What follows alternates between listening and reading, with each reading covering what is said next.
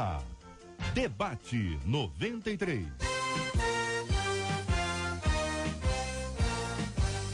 Realização 93 FM. Apresentação J.R. Vargas. Alô, meu irmão. Alô, minha irmã. Já chegou J.R. Vargas.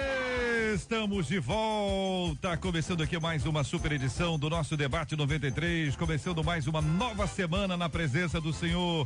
Louvado seja o nome do nosso Deus. Fale com o Debate 93. 2461-0093. E-mail debate@radio93.com.br. Facebook Rádio 93 FM. Site www.radio93.com.br. Fale com a 93 pelo WhatsApp 96803-8319.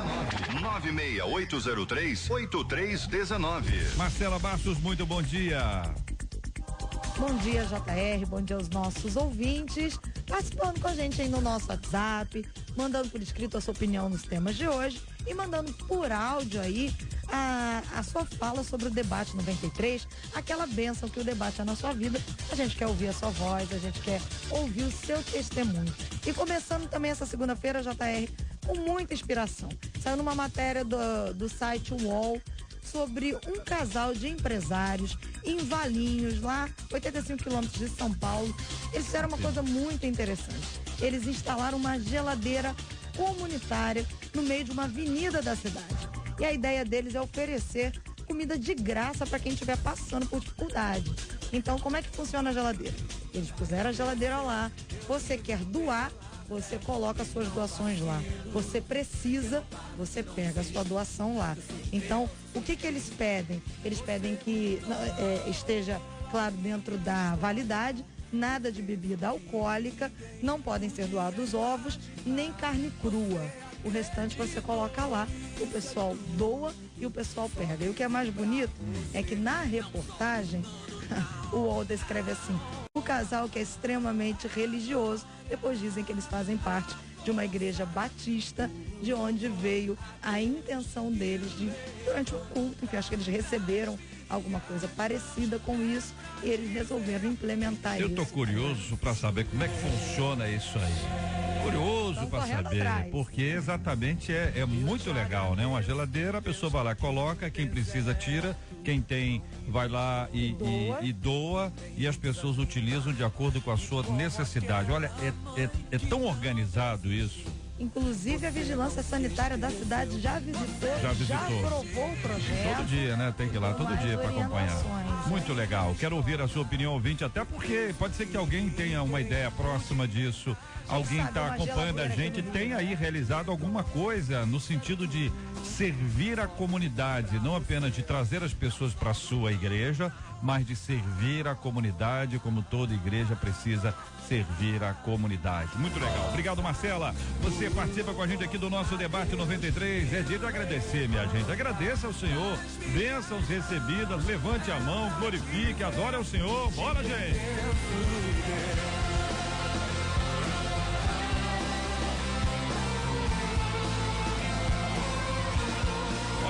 Minha gente, ouvinte dizendo: JR, eu sou filho de pastor e não aguento mais tanta cobrança, pelo amor de Deus, estão cobrando demais do rapaz. Que é isso, minha gente?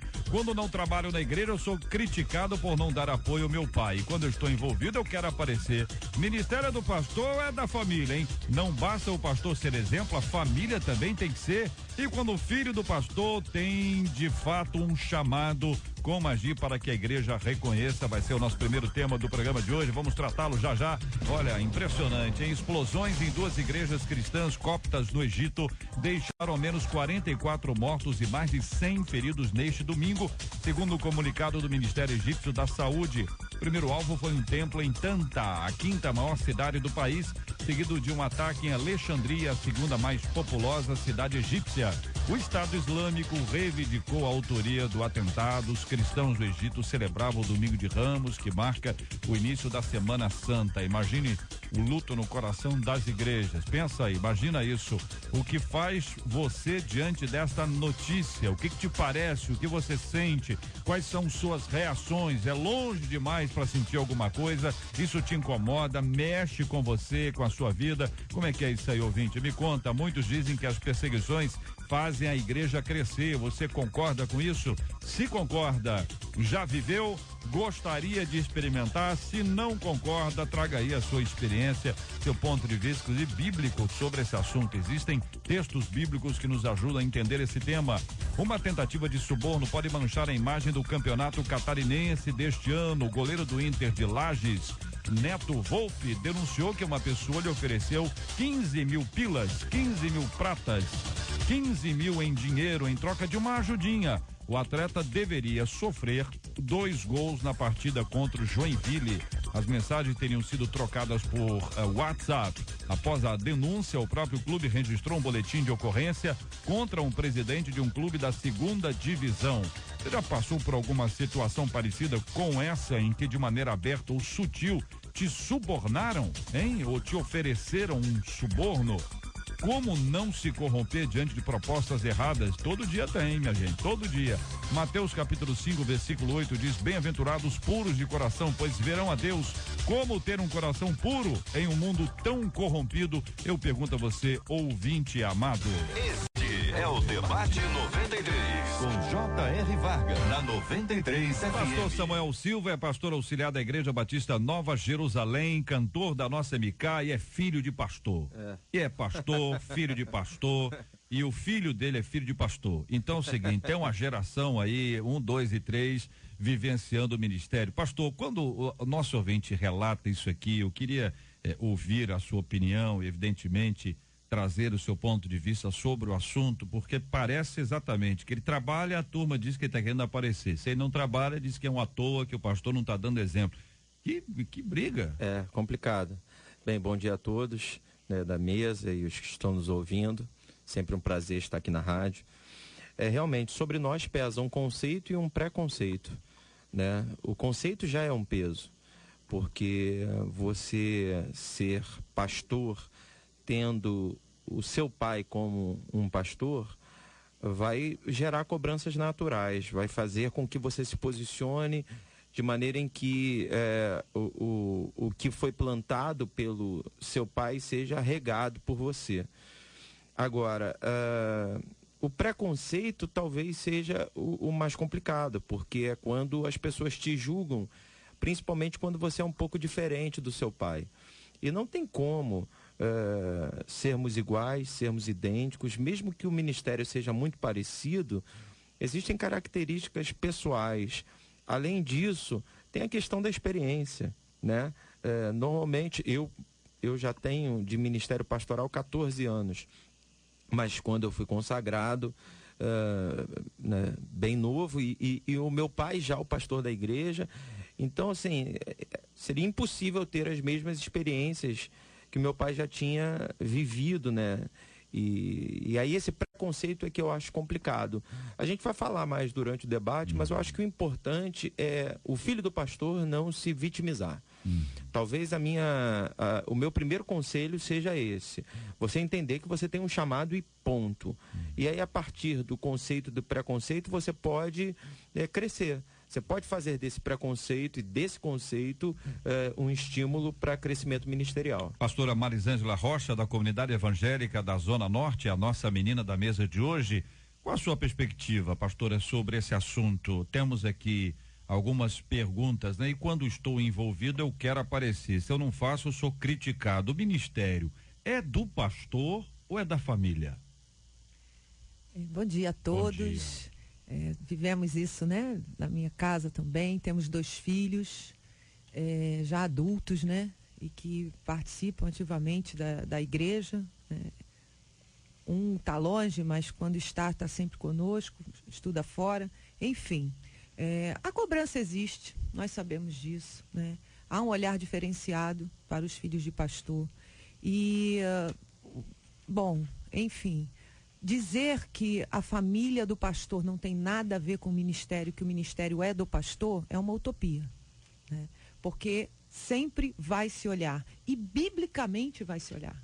Porque lá em 1 Timóteo, no capítulo 3, quando vem falar sobre a liderança da igreja, um dos atributos a serem observados é a família. Então, por mais que a gente, é muita cobrança, é excessivo, aí a gente vai falar dos excessos. A gente vai falar das injustiças, dos excessos, né, da pressão, do peso. Aí a gente pode chegar a um equilíbrio.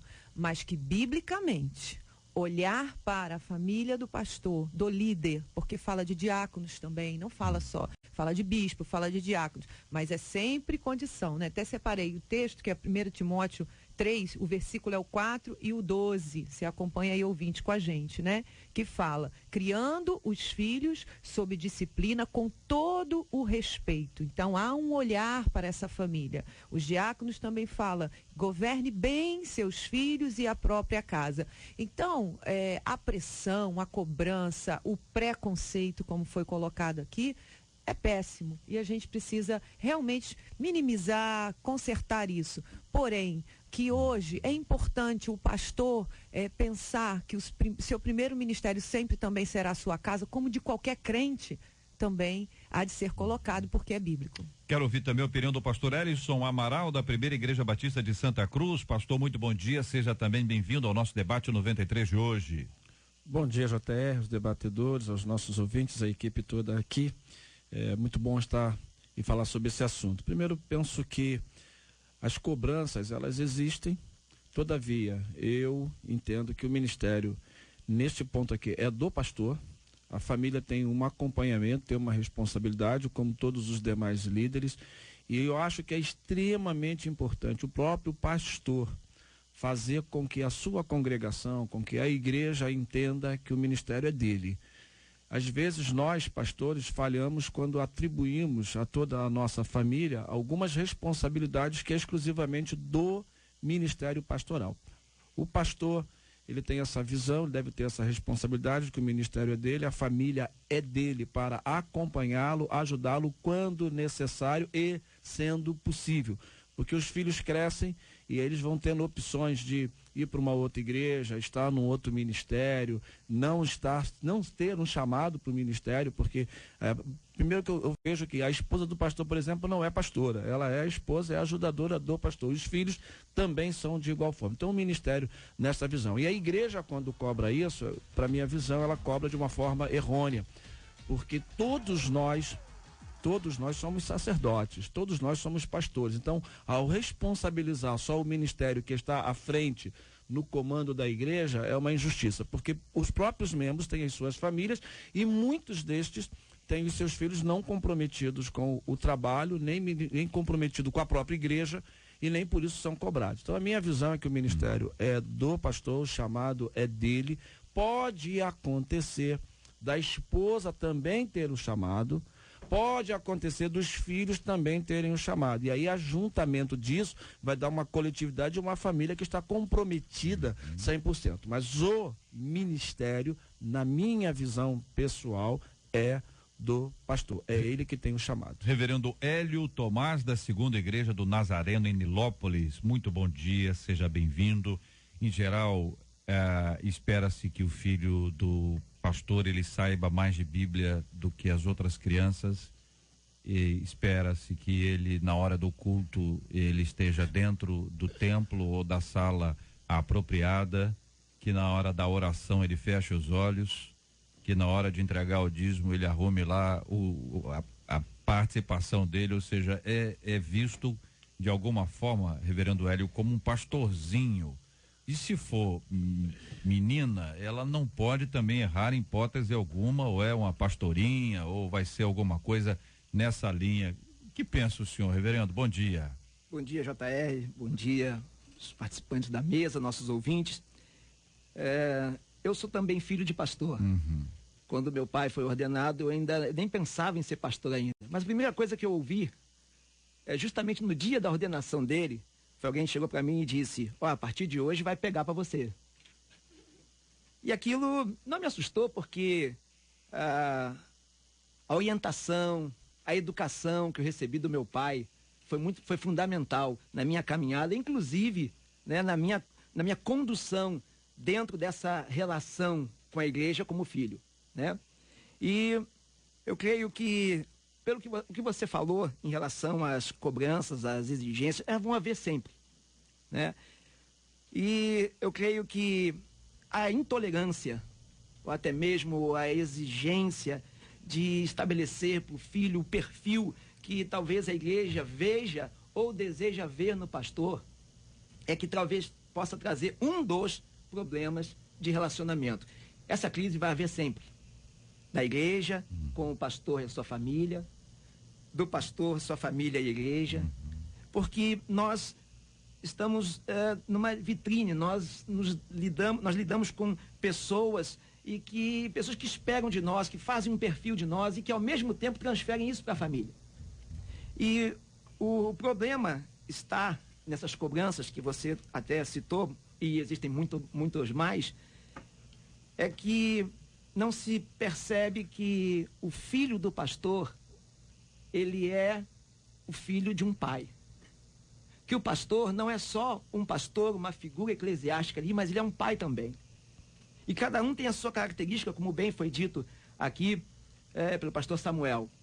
E esse respeito mútuo, né, do pastor, a família do pastor para com a igreja também para com o pastor, é que deve nortear toda essa relação, né? Eu, graças a Deus, nunca tive problema. Tenho uma filha, né, tem 21 anos, mas desde o início nunca tive problemas por parte da igreja nesse sentido com a minha filha, porque vai muito de como nós tratamos a igreja em relação à nossa própria família. Né? E isso é importante e fundamental nesse momento. Para o entendimento aí, pastor, só para poder ampliar isso aqui, a gente sabe que tem um grande número de filhos de pastores que romperam com a igreja. Não são poucos os casos, alguns observando a maneira como os pais são tratados pela igreja, outros pela maneira como eles foram tratados ou estão sendo agora, e vocês estão aqui entre lá e cá, né? Entre aqueles que são pais e aqueles que são filhos, e também aqueles que são os pastores, são os líderes das igrejas, que de alguma forma, por estarem numa posição de visibilidade, serão sempre alvos de análise, de observação, de comentários, enfim. É a questão do ofício. Eu estava ouvindo aqui e eu concordo com o pastor Ellison quando ele diz que o ministério é do pastor, né? Mas também concordo com a pastora Marisângela quando ela diz que a família precisa acompanhar esse ministério. Eu acho assim, por exemplo, um policial, se ele tem um filho bandido, ele vai ser cobrado e o filho bandido vai ser cobrado. Como você é filho de um policial e você está roubando? Existem princípios. Eu cresci num lar onde princípios eram estabelecidos. Eu creio de verdade que filho de pastor não é pastorzinho. Mas acho que há de se ter uma postura. E quando a igreja cobra, boa parte da igreja que cobra até porque quer ver bem a família do pastor. Tudo bem, tem um ou outro que é maldoso e quer perseguir a criança. Mas a grande maioria cobra porque vê o pastor como uma referência e acaba estendendo isso à família toda. Né? Por exemplo, na minha casa, não sou só eu pastor. Eu tenho 2 irmãs que são pastoras, que são casadas com pastores. A Denise, minha esposa, é pastora. Então, assim, a cobrança, ela acontece também por conta de uma sede do povo, de uma referência, né? E quando eu disse que a minha palavra para o filho do pastor é não vitimizar essa situação, ou não se tornar uma vítima dessa situação, é porque mesmo que ele não seja um pastor, mesmo que ele não tenha um chamado, os princípios serão os mesmos. Eu conheço filhos de pastores que não são pastores, mas que são corretos, que são crentes, que servem a Deus. Não tem um chamado pastoral. Por exemplo, eu fui cantar primeiro, né? Primeiro a gente gravou o CD do ministério para depois eu ser consagrado a pastor, né? E num primeiro momento eu não me imaginava como pastor, e as coisas aconteceram naturalmente. eu acho que talvez a forçação de barra de que o meu filho tem que ser pastor porque eu sou pastor é errado, mas que tem que seguir a linha e os princípios, né, como família, eu acho que essa cobrança é natural. E quando a igreja cobra, não no sentido bonito dessa palavra, que cobra do filho do pastor, do filho do presbítero, o filho do diácono, o filho do obreiro, o filho do líder de ministério, do líder de célula, ou seja, uma coisa igual, uma coisa assim respeitosa, o que eu tô pontuando aqui, que tem gente que acaba não suportando um tipo de cobrança, um tipo de pressão, não suporta, é uma coisa insuportável. Alguns até mudam de igreja, e quando mudam de igreja, é uma coisa assim, é ruim, poxa, se nem ele aguenta o ministério do pai, você imagina eu, entendeu? O comentário é esse aí, né? Eu penso que a responsabilidade da conduta espiritual, ela é diferente dessa exigência de estar no ministério. Eu acho que você ter uma família com uma base bíblica, uma família que esteja aos pés do Senhor, que esteja servindo ao Senhor, sem qualquer obrigatoriedade de que ele exerça ministério. A responsabilidade do pai, e aí não é só o pastor, é o pai, de educar o filho no caminho do Senhor, é ímpar e a gente não discute isso. Agora, ter que impor que o filho tenha comportamento de ministério, impor que o filho tenha um chamado para o ministério, não tem que ser. Eu acho que essa cobrança da igreja, se ocorre, ela é errônea. Ela é errônea. Filho de pastor não é pastorzinho, filho de missionário não é missionáriozinho, filho de músico não é músico. Então nós temos que ter, como filho de engenheiro não vai ser engenheiro, como filho de dentista não vai ser dentista.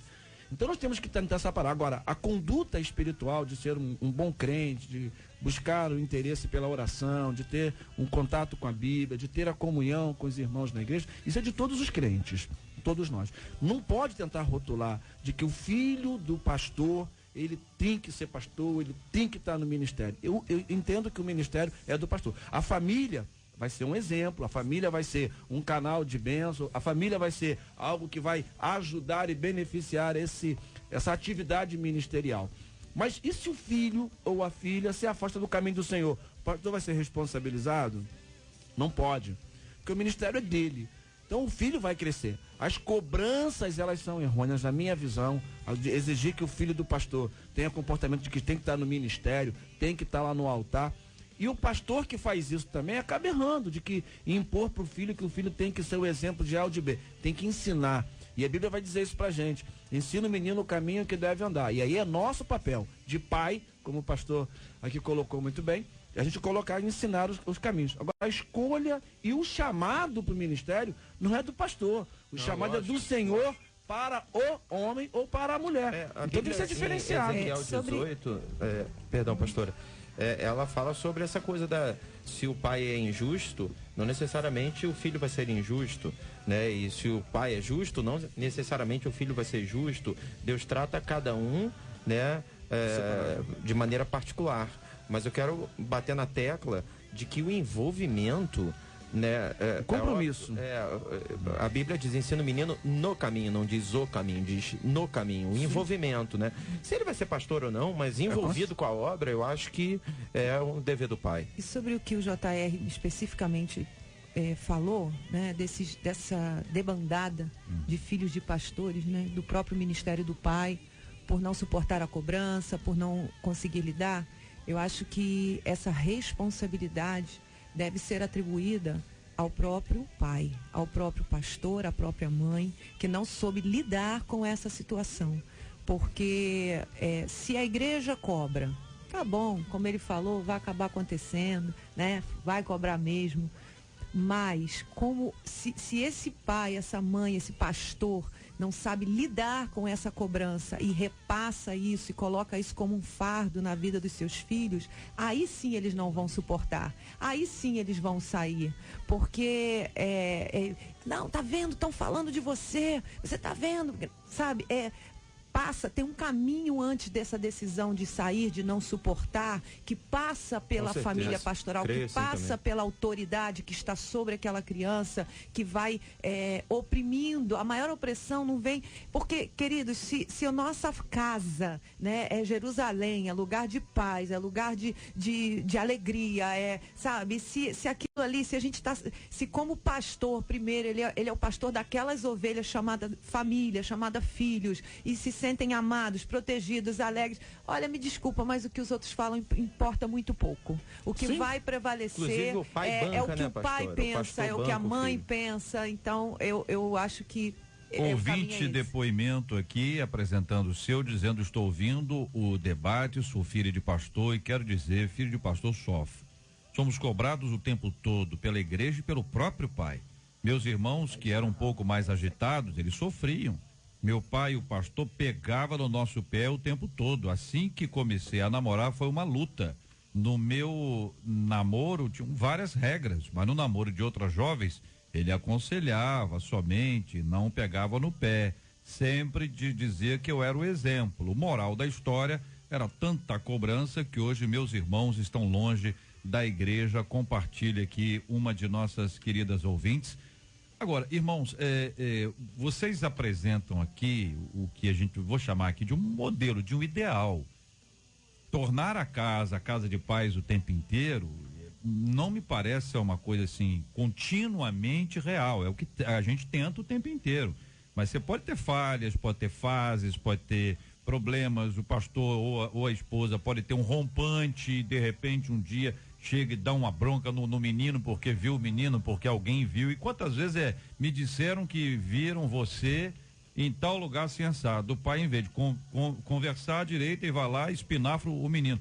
Mas estou dizendo o seguinte: nós somos pessoas normais. A gente pode até entender, olha, o ideal é esse, o certo é esse, vamos lutar pelo certo, mas olha, eu estou para conhecer alguém que esteja no campo da perfeição vivo. Em geral é após a morte. Mas não é agir como pastor, pois é, não, eu tô entendendo, por isso que eu tô dizendo. Agir como pastor, né, para repreender essa criança. Isso, exatamente. Porque ele não vai lá repreender o filho dos outros como pastor. Ele não vai, mas ele repreende o próprio filho dele como pastor. É esse que é o processo, é da nossa humanidade, nós estamos lidando com isso. Saber separar isso. Entendeu? Vocês estão entendendo? Nós estamos lidando com a nossa humanidade, senão dá até uma impressão que são super-heróis, entendeu? Aqui em casa não tem problema nenhum, meu filho sabe o Salmo 119 inteiro, ele canta todas as minhas músicas e as outras também, enfim, aquela coisa da gente dizer para o ouvinte, olha, não é fácil, não, entendeu? Porque primeiro que é filho, é dinâmico, entendeu? Quer dizer, é um organismo vivo, pensante, não é alguém manipulado. Segundo, você lida com pessoas e pessoas são diferentes, estou falando não dos filhos mais, da própria igreja. Você pode ter uma igreja que é acolhedora e amorosa. Você pode ter uma igreja que vai tomar conta, vai ajudar, vai proteger. Você pode ter uma igreja que vai falar, que você não sabe, que você está lá no púlpito pregando, o menino está lá fora, deu sede, e já estão dizendo que o moleque está não sei o quê, porque o moleque deu sede, ele não sabe o que ele almoçou, entendeu? E nem se almoçou, coitadinho do menino, entendeu? Então tem coisas que a gente sabe que são realidades diferentes. Tem pessoas que foram para o ministério imaturas. Elas são imaturas emocionalmente. Não é porque é pastor que o cara toma lá um remedinho e vira o cara mais maduro, mais equilibrado do mundo. Ou seja, nós lidamos com essa diversidade de histórias para a gente poder chegar num ponto e dizer assim, esse é o ideal, cuide disso, cuidado com aquilo outro, para que isso seja estabelecido como um padrão, modelo, enfim, o que você achar que der. Eu só queria pontuar em cima de tudo que foi dito, se eu tiver que dar um conselho para o pai, né? A Bíblia fala em 1 Timóteo 4,12, né? Que Paulo fala para Timóteo, né? Que era um jovem, para que ele não deixe ninguém desprezar o tempo da sua pouca idade, mas para que ele seja o exemplo dos fiéis. Eu vejo ali Paulo bancando Timóteo, né? Enquanto a igreja de Éfeso está reclamando de um jovem, Paulo diz assim, não deixa ninguém desprezar a tua juventude, eu te coloquei aí. Então, como pastor, eu preciso bancar meu filho. Entendeu? Eu preciso dar suporte para o meu filho, eu preciso fortalecer o meu filho, porque às vezes dentro da casa ele sofre mais preconceito do que fora de casa. Agora, no mesmo capítulo 4, Paulo fala para Timóteo, não negligencies o dom que é em ti. E aí esse conselho eu dou para os filhos. Se você tem um chamado, cara, para de ficar olhando para o preconceito das pessoas e para as cobranças. Eu sofri, né? Eu era tão quietinho que eu já faltei à igreja e pessoas foram reclamar com meu pai que eu tinha quebrado um vaso de planta, sem estar na igreja. Então, meu anjo ia e fazia bagunça no meu lugar. Então, assim, eu cresci dentro de uma redoma. Só que eu sempre tive entendimento do meu chamado. O meu chamado, ele sempre foi maior do que a reclamação das pessoas. Eu não sabia nem muito bem o que eu seria. Eu comecei como baterista, depois back vocal, depois líder de louvor e, por último, pastor.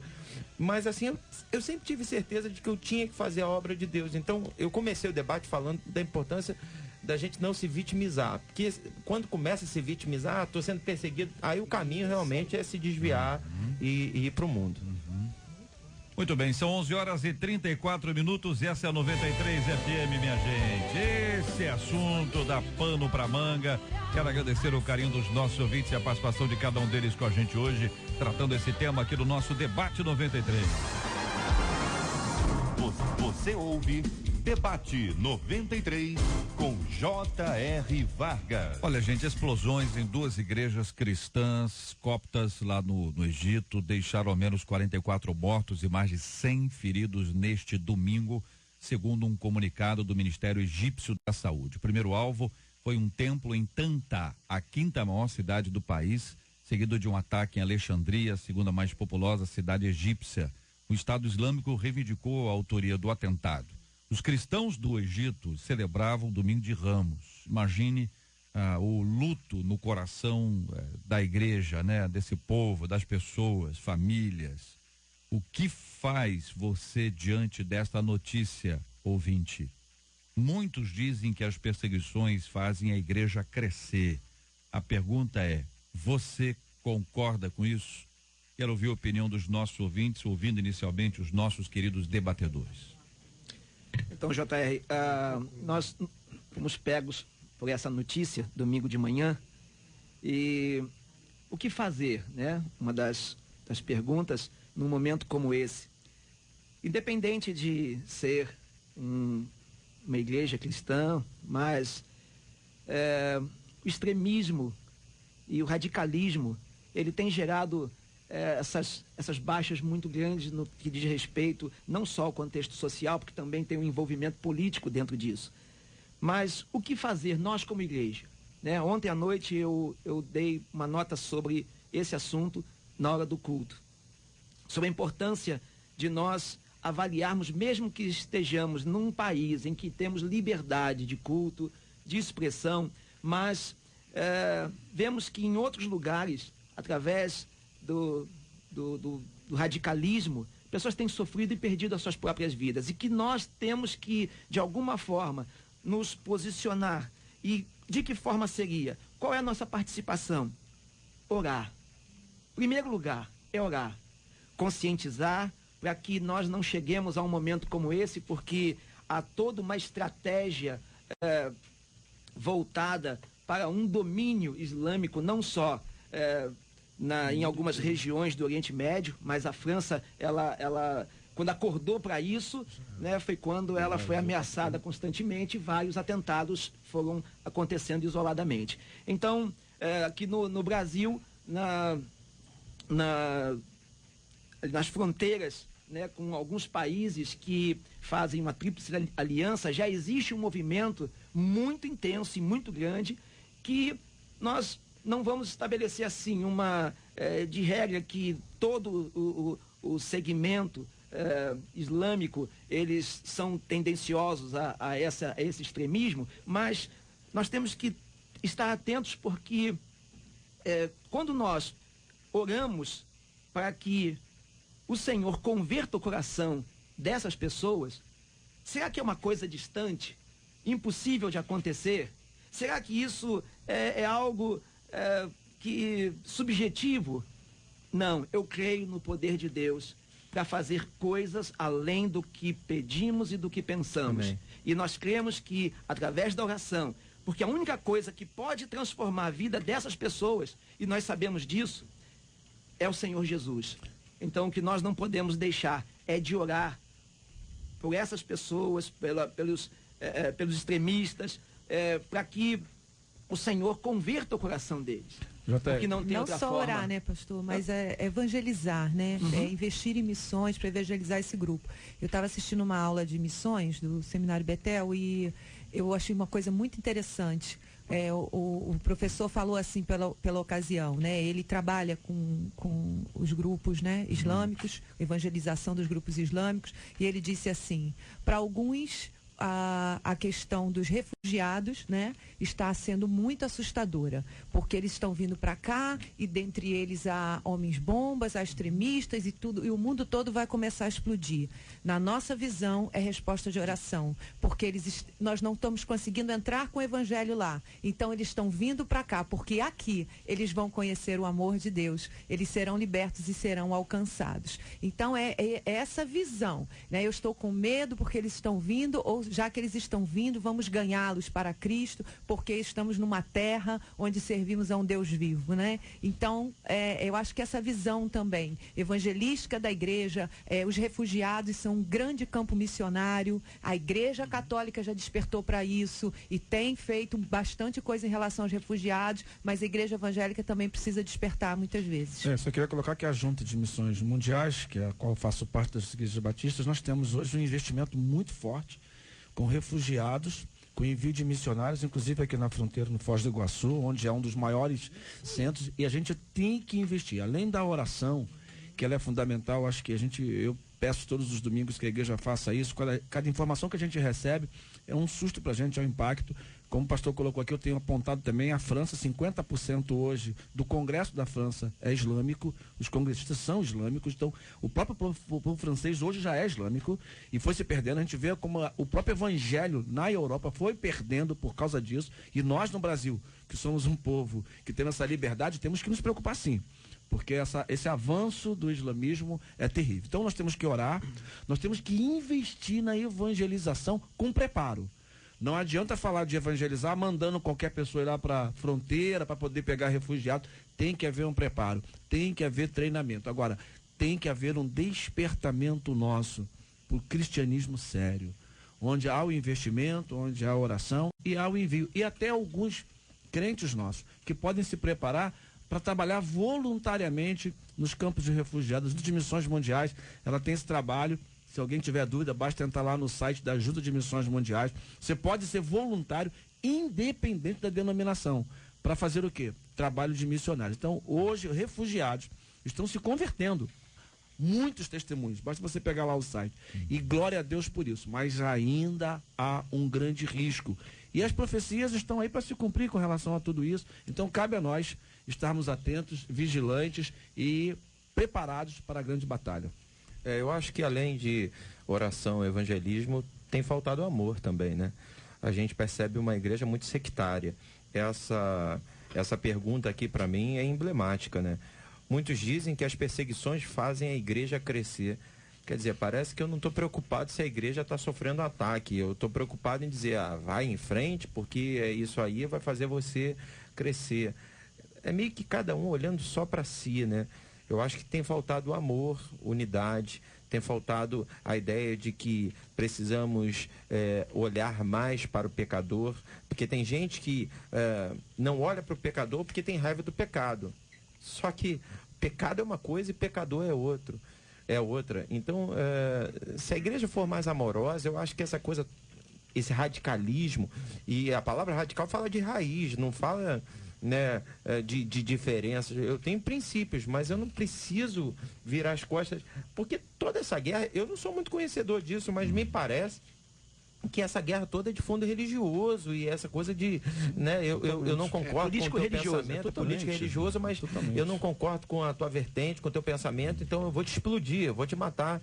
Será que a gente não está entrando nessa guerrinha, tudo bem, com uma escala muito menor, mas será que não está entrando? Olha, eu acho que falta amor. Para a gente entender um pouco essa esfera aí, né? A gente tem atentados a mesquitas, nós temos atentados a igrejas cristãs evangélicas, a igrejas cristãs católicas, a igrejas de todas as esferas no mundo inteiro. Isso acontece no mundo inteiro. O ponto aqui é que é o Estado Islâmico, né? A grande diferença nesse assunto aqui é um atentado reivindicado pelo Estado Islâmico. Nós temos dezenas de pessoas hoje, você imagina bem o seguinte, que é uma igreja explodir. A gente infelizmente, a gente se acostuma com tiroteio na rua tal, na via expressa tal. Nós nos acostumamos, é uma história que a gente está vivenciando aí. A gente também daqui se acostuma com, olha, bombardeio em tal lugar, ataque não sei aonde. Agora não estamos falando de igreja. E aí nós estamos falando de igreja, de mesquita, estamos falando de centros religiosos. Como é que pode isso? A gente hoje tem uma visão para dizer o seguinte, a gente daqui vai dizer, isso é um absurdo, porque na mentalidade ocidental brasileira, latino-americana, ele vai dizer, isso é um absurdo. Não pode isso. No ambiente que eles estão, pode. Isso está acontecendo, né? Até onde eu sei, os cristãos lá não estão criando nenhum tipo de atentado contra as mesquitas, etc. Até onde eu sei. Você sabe de alguma coisa, não? Não. Porque se tiver, também tinha que ter aqui para falar. Mas até onde eu sei, não tem. Então nós entendemos que existe um lado, que é religioso, é político, é econômico, tem uma série de coisas que estão aí envolvidas. E parece que não há um limite para esse negócio. Quer dizer, isso está acontecendo, vai acontecer. A orientação deles é essa, né? De matar em prol do que eles estão sendo beneficiados espiritualmente. É uma doutrina errônea. E há muitos que estão se juntando ao islamismo, se convertendo ao islamismo hoje, com esse fim, de destruir e de se autodestruir, pouco importa. Então, agora, graças a Deus que o evangelho tem chegado a este povo, através dos refugiados ou não dos refugiados. Então a gente tem testemunhos maravilhosos. Então cabe à igreja. E é só colocar aqui que a questão da perseguição, eu tenho uma visão um pouquinho diferente do pastor Samuel em relação à pergunta que aqui está, é que em meio a isso, pastor, a igreja lá que é perseguida tem se unido ainda mais. Não, eu creio, entendeu? Pastor, eu creio. Então tem sido realmente assim. Não é que a gente torça para isso, mas talvez isso esteja permitindo que o evangelho avance muito nessas regiões, porque pessoas mutiladas estão sim dando testemunho maravilhoso do poder de Deus, conversões genuínas. É difícil. Nós no Brasil, e aí eu vou concordar com o pastor, questão de sectarismo, é que pela nossa facilidade, pelo conforto que nós temos, nós nos acomodamos. Não, a impressão e aí que não há dá, perseguição. Eu creio que a perseguição ela impulsiona a igreja. Isso é fato. O que não pode é significar para nós uma lavagem de mãos. Sim. Tipo assim, não, isso está dando crescimento para a igreja. Não. A gente precisa de alguma maneira. Tem que haver temor e amor. Sentir a dor deles e amar, né? Sem se tornar sectário como eles são. É óbvio, concordo com o JR, existe um lado. E a gente está aqui para evangelizar e combater em oração e tal, né? Mas a gente também não pode cometer o erro de sermos sectários também, quando na verdade o amor, eu creio que é o que vai ficar. E tem um contrário disso aí, pastor, que é o contrário do amor ao próximo é o amor exagerado a si mesmo, e aí caminhando para um egoísmo. Exatamente. A gente fica aqui preocupado com a nossa vida, acaba não se preocupando com a vida dos outros que estão lá, porque é muito longe. Mas eu gosto de imaginar a panelinha. Toda mulher, todo homem que cozinha tem a panelinha. Fico pensando nessas coisas simples. O tapetinho, entendeu? Na porta do lado de fora, dentro de casa, coisas que são básicas quase que no mundo inteiro. Coisas simples, o remédio para dor de cabeça, coisas simples. Necessidades básicas imediatas que as pessoas têm num ambiente de perseguição, elas não têm isso, entendeu? Então é um tempo assim para a gente parar, pensar, tem que ter solidariedade, tem que ter respeito, porque também a agressividade não resolve. Isso aí. Achar que todo islâmico é alguém que tem um posicionamento como esse. Também o outro lado, também amenizar demais, entendeu? Tem o outro lado, ameniza demais, né? Tolera demais. Tem que ter o equilíbrio do processo aí pra gente entender que às vezes uma coisa é muito reticente e a gente acaba, querendo ser politicamente correto, acaba assimilando uma série de coisas que talvez não sejam adequadas para nós. Mas é uma reflexão. Fala, então, pastor. JR, você falou coisas interessantes quando você vai às coisas básicas da vida, que são tolhidas por esse tipo de perseguição, vamos dizer assim. Porque nós vamos, quando o texto diz aqui a pergunta, muitos dizem que as perseguições fazem a igreja crescer. Você concorda? Nesse momento, o que resta? A convicção, os princípios. Aí entra o que resta disso tudo? A fé. A fé, a esperança. As bases que nos fazem crer num Jesus, num Deus amoroso e salvador. E é isso que mantém a igreja avançando não só dentro do contexto de perseguição, mas em todos os contextos da vida. Quando falta essas condições básicas, pela própria condição da sociedade em si, mas o levar as convicções, as bases, porque nós não matamos por Cristo, nós morremos por Cristo, né? Então é diferente, né? Então a Igreja Nazarena é uma igreja missionária, ela tem mais de 800 missionários no mundo, nós estamos em mais de 160 países no mundo, isso oficialmente, porque existem países que a Igreja Nazarena está lá, evangélica, como todos os outros, com várias denominações, e que não podem nem divulgar nos seus relatórios que estão lá. Exatamente. Então a limitação é muito grande, mas a convicção, o princípio, a base da fé, isso nos dá sustentação. E faz ir além. E aí faz com que o poder de Deus aconteça mediante a isso. Aí vem o que nos surpreende, né? Nós temos a história da igreja primitiva, né? Que cresceu assustadoramente no período da perseguição.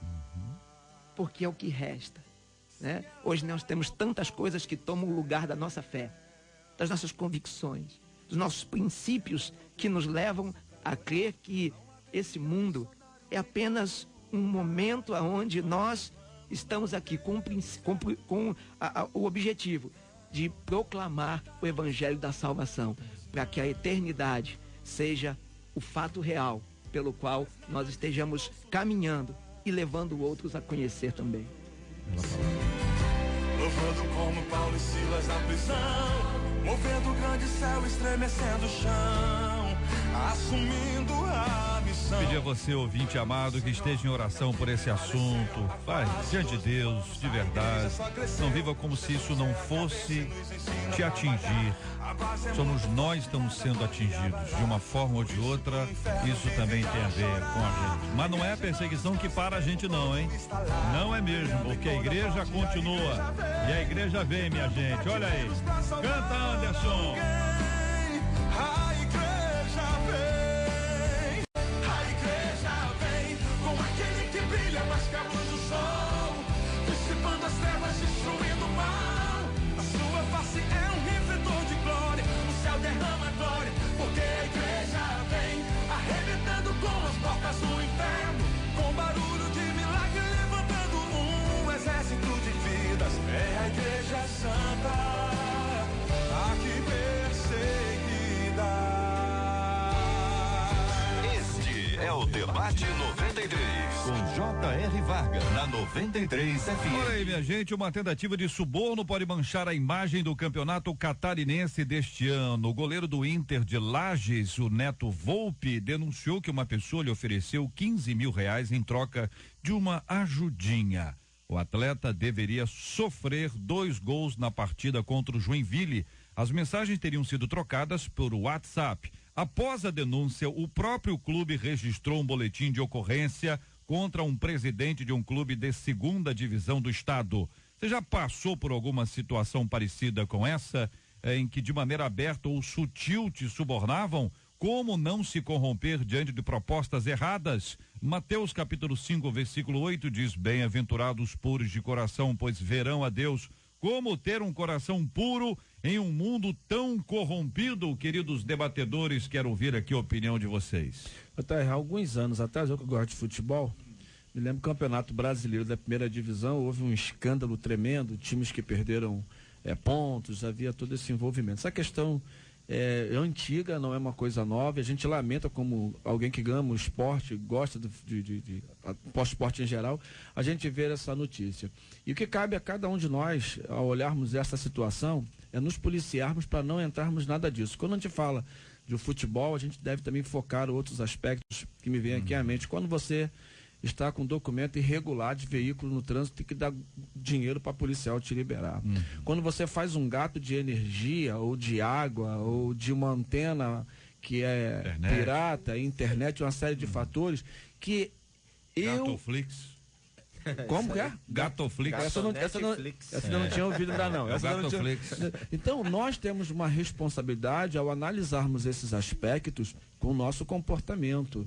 né? Você que está com a carteira vencida, que não pode substituir e que fica dirigindo escondido, se é certo ou errado, tá errado. E quando a pessoa ora, pastor, não pode não? A pessoa tá com carteiro e PVA, já tem assim, para não ter blitz 3 nenhuma na anos, rua. ora, senhor, o cara ora dessa. Cega o policial. JR, isso me faz lembrar de você fazer evangelismo na favela e o cara tá lá com um fuzil e fala assim, moço, o senhor pode orar pelo meu trabalho? Qual é o seu trabalho? É o tráfico. Como é que você faz? Então, nós temos que... Isso não é historinha, né? Não, isso, eu tô dizendo... Como é que faz, então? Isso. Eu tô dizendo pra você, eu tô contando o que eu já vivi. Então é uma Não, responsabilidade. e como é que faz? Primeiro, você deve orar pela conversão dele. Aí, tá certo. A conversão dele que é fundamental.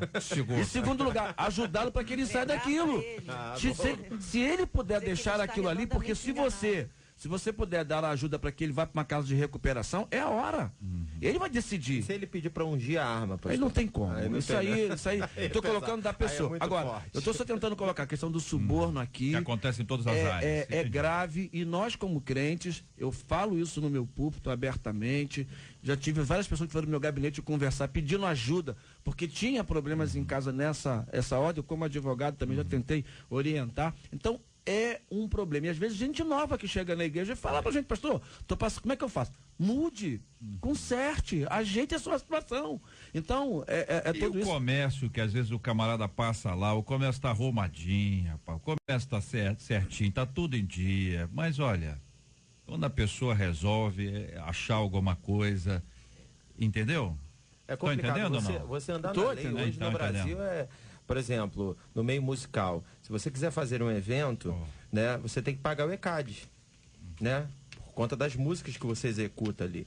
E normalmente a pessoa que faz o evento, ela não se interessa em saber, ela não procura saber. Aí quando o ECAD bate e diz assim, olha, eu preciso do valor de tantas músicas assim, porque eu tenho que repassar para os autores, para aqueles envolvidos e tal. E aí rola o suborno, né? Porque normalmente o fiscal já vem com aquela conversa, né? E tal, e às vezes é dentro de um evento evangélico. É complicado. O ouvinte aqui, pastor, dizendo o seguinte, olha, já ouvi um irmão dar o testemunho de um anjo que cegou os policiais. Olha aí. Hein? Que testemunho, hein, pastor Hélio? Isso aqui é um testemunho. Deve ter dito que, como você falou, ele deve ter orado para que isso não acontecesse, né? É uma vergonha, ouvinte. Mas isso acho que faz parte da nossa cultura. É isso aí. Nós fomos, infelizmente. nós fomos colonizados dentro de todo esse contexto de engano, de mentira, né? A gente às vezes ouve alguns ditados, a gente não sabe qual é a origem. Por exemplo, quando alguém quer dizer que aquela pessoa não vale nada, esse é um santo de pau oco.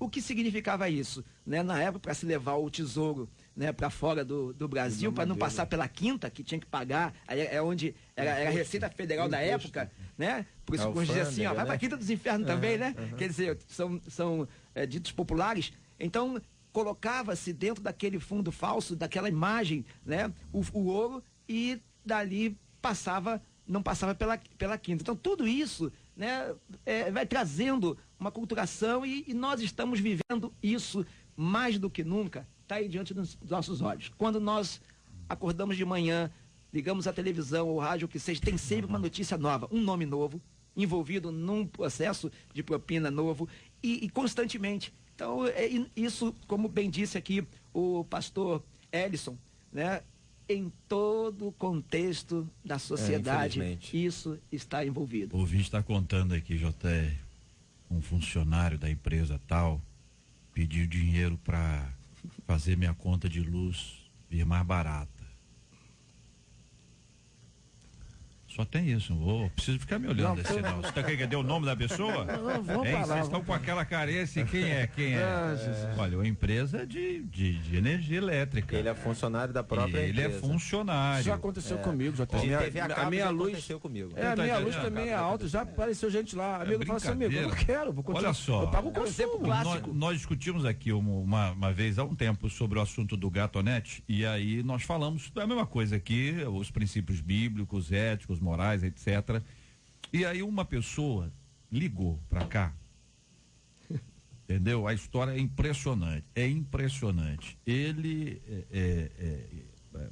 era favorável, conectado a uma igreja evangélica, não vou dizer que é evangélico, o cara está conectado a uma igreja evangélica, na casa de uma pessoa também conectada a uma igreja evangélica. entendeu? E ela contratando o gatonete dele. E eles ouvindo a gente. Aí nós foi aquele papo, fala pra você, meu querido, fala pra você, minha irmã e tal. A conversa foi tão interessante que isso ficou assim, uma das marcas aqui, dessa possibilidade que a gente tem de falar diretamente com as pessoas, porque as pessoas envolvidas estão ouvindo a gente. Sim, com certeza. Você tá entendendo? Não é um assunto que você joga pro alto. Se eu tô aqui discutindo em tese, numa sala de universidade, não, tô no rádio. Rádio é popular, rádio é carro das pessoas, cozinha, é casa, é hospital. Quanta gente está acompanhando a gente agora discutindo esse tema em lugares que a gente nem imagina que o rádio entraria, que vocês estão lá. Vocês 4 estão lá. Então a gente, quando vai conversando sobre isso, vale para tudo. Vale para todas as esferas. O tema é do futebol, mas o tema é da nossa realidade, de coisas que acontecem no dia a dia e que nos dão aqui a oportunidade de tratar esse assunto para dizer, olha, abre o teu olho. Nós todos temos que ter um cuidado enorme, porque essas coisas acontecem com a gente o tempo inteiro. Então, parabéns ao goleiro por ter denunciado. O que mais me preocupa nisso, né, é essa, é cultural, mas por que houve essa continuidade geracional? Porque o meu comportamento moral é determinante nos valores dos meus filhos, nos valores das crianças que assistem aquele cara instalar um gatonete, Gatoflix, né?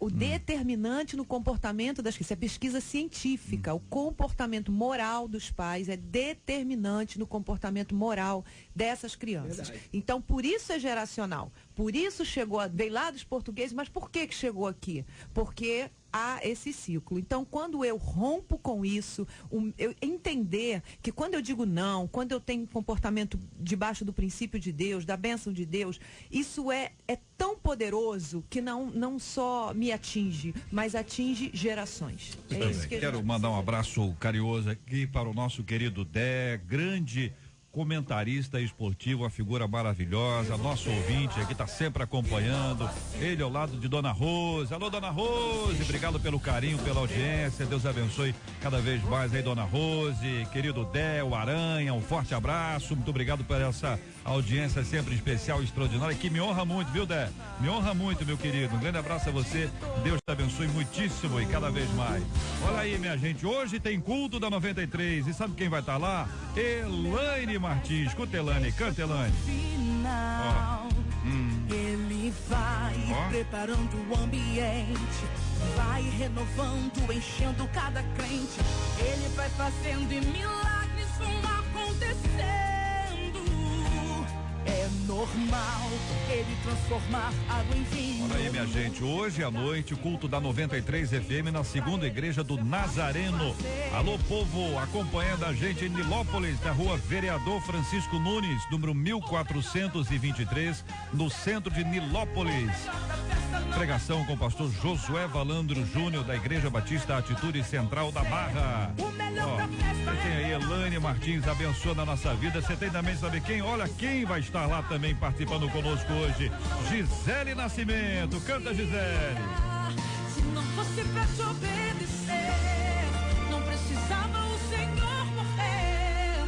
Pela cruz eu vou passar. Vai cantar o cálice da renúncia, não vai? Com certeza vai, né? Gisele Nascimento, ó. Meu pai do céu, olha que bem. Ei, Gisele. Olha quem vai estar hoje lá também, a Lislane. Lislane vai estar lá, ó. A Lislane aí, ó.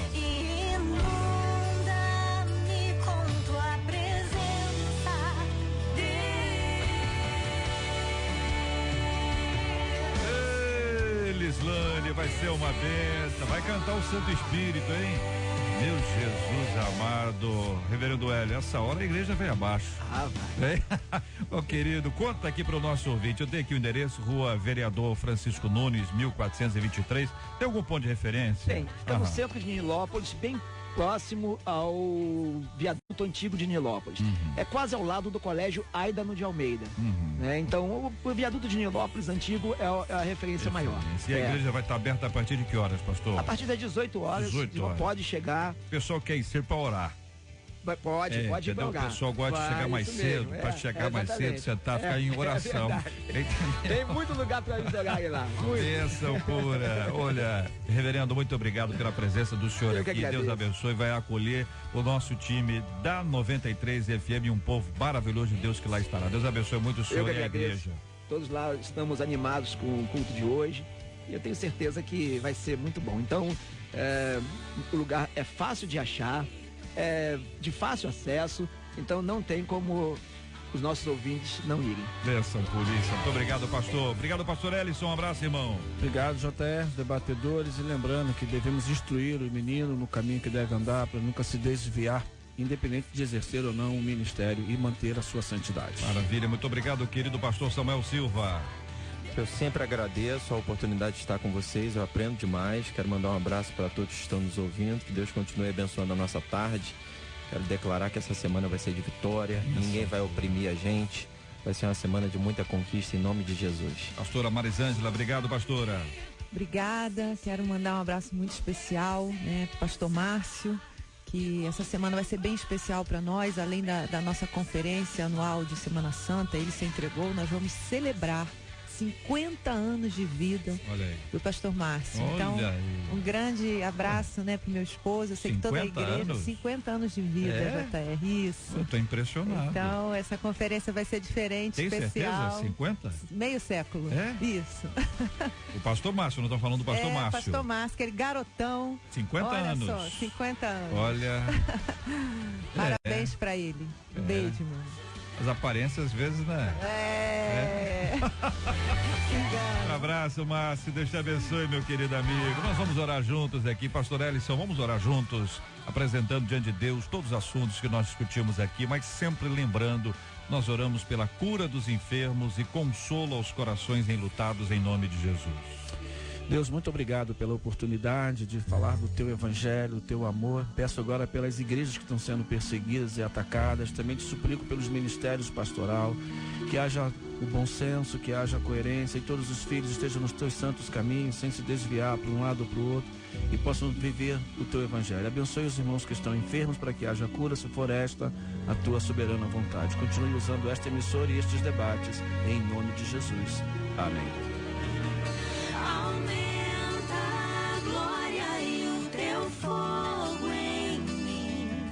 Tua glória, Deus, é o que anseio mais. Inunda-me com tua presença, Deus. Que Deus te abençoe. Você acabou de ouvir Debate 93.